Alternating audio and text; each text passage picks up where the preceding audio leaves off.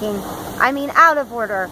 I just get a message from one of my good friends who only moved here to the state because her child needs a heart transplant, and Children's Hospital is obviously in our town, praise God, one of the best hospitals for children who need transplants and many other things.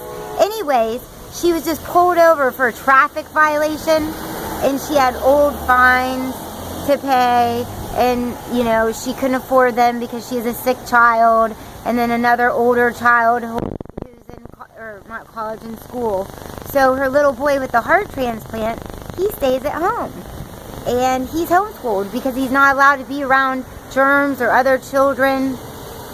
And now here sits his mother, their mother, my friend, who's a great person and no threat in any way, shape, or form, danger to society, in the Franklin County god-awful jail.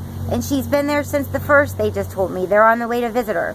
So I cannot believe that taxpayers would rather sit around and pay for her to be in jail, which every 2 days costs $100 and maybe $20. So let's say they keep her a month around for the amount of fines that she owes, which is very little.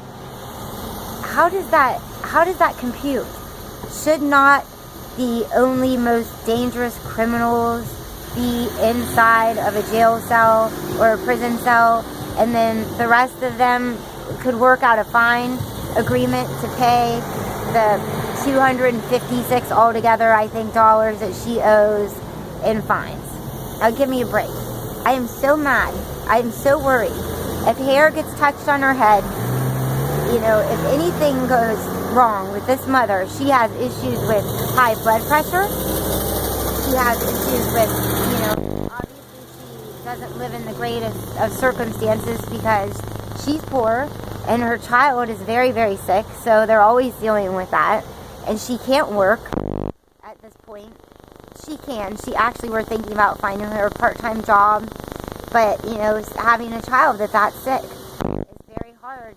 You worry constantly when you're at work that your child might go into cardiac arrest and need to be rushed to the hospital, which has happened many, many times where he has to live there.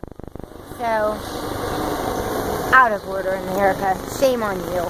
Shame on you for putting a mother inside of jail for misdemeanor charges. I mean, come on. Unbelievable.